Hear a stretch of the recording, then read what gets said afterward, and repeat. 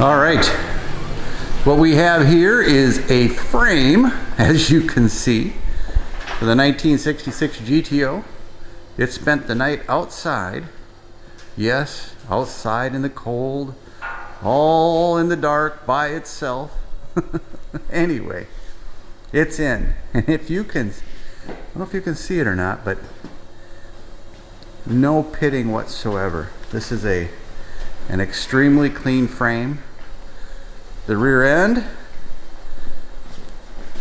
completed, transmission brace powder coated. This is actually paint on the rear end. That is looking good. Now I do want to go back to one spot.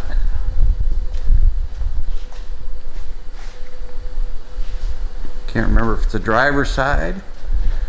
I believe so. Here we go. Can't really read it, but the VIN number is right there. The frame is so clean that the VIN is still legible. Anyway, long and short, looks awesome. Had dust on it and condensation, so I had the guys wipe it down so it didn't turn into muck and mud. But this thing is ready for assembly. All right, here is the brake system that came from Pirate Jack Hot Rod Restoration. This is specifically set up for this body style, or the 66 GTO. As you can see, it goes with other vehicles also.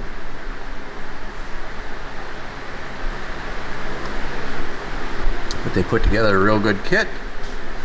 We picked the Willwood options, and the front and back are slotted and drilled rotors. But this is the conversion from drum to disc brakes. It comes with everything, literally the rear emergency brake cables. It comes with the front seals, bearings, all the nuts and bolts hardware, dust shields, literally a very complete kit. So that will be going in along with the, I'm going to get to one that's right side up, UMI Performance Suspension. I cannot wait to put the suspension together. We did discover something today. Come on over here. We knew it for a long time. However, we did not know what the gear ratio was in this. So, as you may or may not know, this is a 12-bolt General Motors rear end. The Chevelle 1966 that we did in the past, the 1966 GTO, actually had different rear ends. You cannot just shove Chevelle or Chevy parts in this and have it work. We need to get special gears for this. This is a one-wheel wonder, which blows my mind. GTO comes with a big block 400, and it's a one-wheel wonder. You can do a burnout forever and ever and ever, but you can't get the traction off one wheel. So we are putting this to a posi traction. This gear ratio is not desired. We wanted to get to a 2.85. Why? Because the 2.85 is actually the same gear ratio. And you guys might be looking at this going, that's a bad ratio also. Well, in a 4-speed, turbo 400, turbo 350, absolutely. 700 R4, but yes. With the 10-speed transmission, that's the exact gear ratio that came in a 2022 Camaro. And with 10 speeds, 10 gears, that gear ratio is what's going to work best with that system. Now, we don't know if we can get that because it's a Pontiac from 1966. So we have to look, see if we can get them. Anybody knows out there where we can get the 2.85 ratio in a Pontiac 12-bolt rear end? Comment down below, it'd help us out. We have DCA, Dan, and Keith over there looking for us. They do an awesome job. They rock. So here's the gig. Those two braces are supposed to keep the roof in line, so it keeps its shape. The bottom brace, how many inches would you say that was off? There was a good over an inch gap. Somebody had sat on top of the hood, I think, or roof, and bent it up pretty good. It was over an inch back. Yeah, and this one was just a little bit less, so like an inch, quarter inch. Terrible. Now they both have friction against the roof panel, which is what we want, and then we will put expanding foam that is actually made for automobiles in between there, and then that will hold the tension and it will keep it from rattling. So that's the next step, but Jeff just finished welding those in place. The long one, much easier to get in and out. Slide it in the back of the car first, then in the front, opposite way to get it out. The short one that goes across left to right of the vehicle is a booger to get in and out, but try and it will come out. Do not take and use your roof panel as leverage. Only use the side panel, because otherwise you'll bend the heck out of your roof and you'll be happy. You'll have your brace out, but you'll be unhappy. Not a good day. Well, we've got the frame on the lift. All the parts, well, not all, but a lot of the parts here and ready to be installed. And if you take a gander over here, you might notice that we are missing the body of the vehicle. It's downstairs. Jack and Mike have made it back into the paint booth. Now, what they're actually doing is bagging the car. Now, it's in a different sense, obviously, than air ride, but everything's being covered in plastic. We have that beautiful undercoating completed with the Raptor, and then the inside of the car doesn't need to be reprimed, so that's being blocked off. But literally everything on the exterior has been body worked, and it is 90% there, if not 95% where it needs to be. And Zach's gonna put on 2 layers of high build primer. Now, the high build primer won't be worked for 2 weeks to allow anything in here with the glazing to shrink down, and then a final sanding will be done on the car.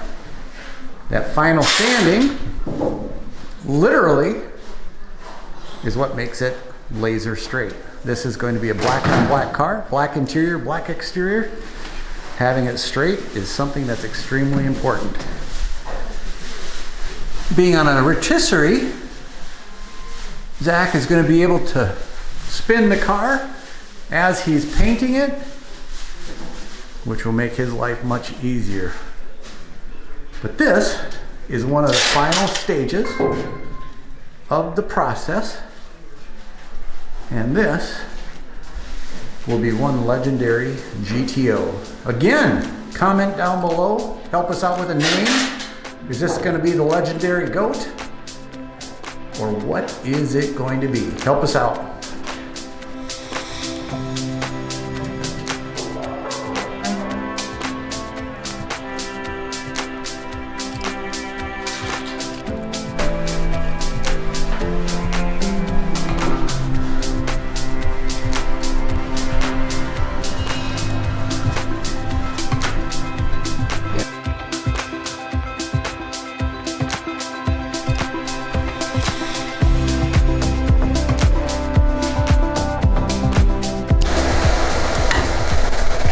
Check it out.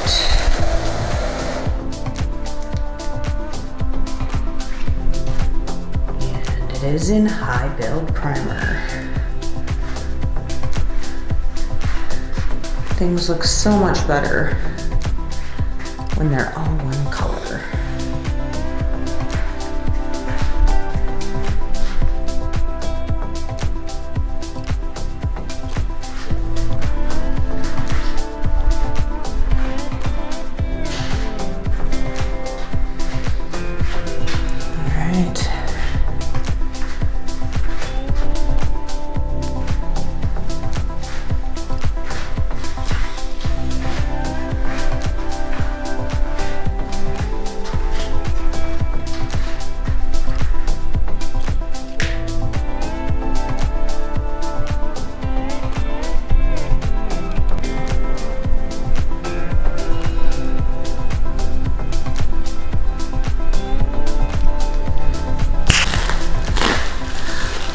All right, 1966 GTO assembly has begun. Tubular A-arms, very heavy duty. Mike, what do you think? Nice parts. I'd be happy with my car. Ooh. Look at that. Well wrapped. Yeah. Viking adjustable shocks. That's part of the 2.5 series. That's what we purchased. Stage 2.5. They do have different stages, 1 through, I believe it's 4. And this is the 2.5. Different options as you go up. But this is very heavy duty. Pressed in bushings. Look like poly. I believe so. Boy, this thing's gonna be frickin' bullet. It's gonna handle awesome, just like it should. It looks awesome. Again, this is one of the best frames. The only one that was to this degree of no pitting was our 1966 Suburban that we did. If you want to watch that, go back in our archives. It's in there. That frame was awesome also. Anyway, today is assembly day. Keep watching. It's going to come together. We have the camera up, time lapse, and go.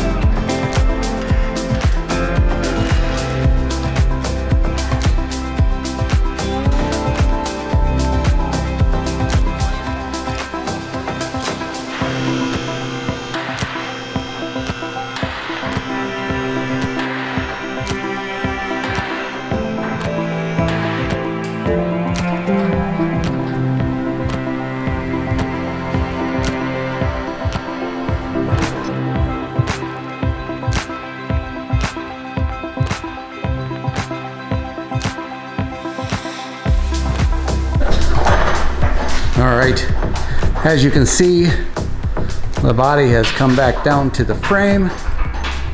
This is a big day.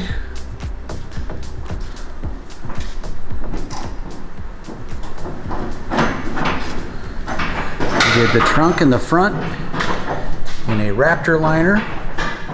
Gives a really nice finish. Almost like the speckle paint that came in them from the factory originally, but without the white dots. And sometimes, other cases, gray with black or blue or some even turquoise. This is going to be finished off with a couple patterns that are going to be a surprise. Right now the fellas are lining everything up.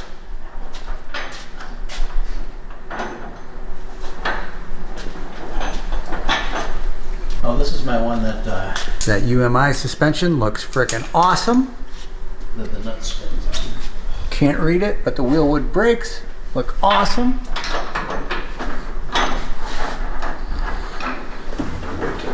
This thing is coming together.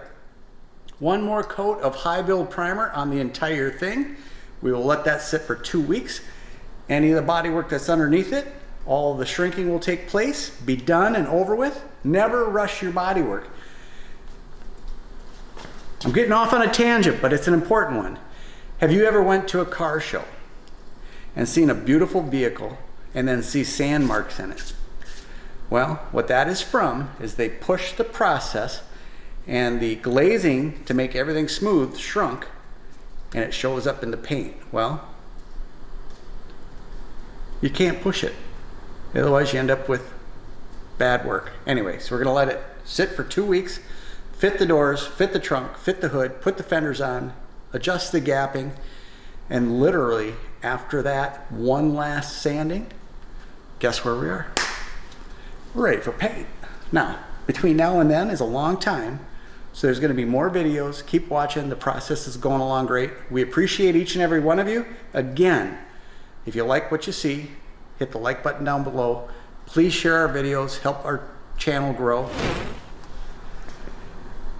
Go to our website, get a t-shirt. Keep watching.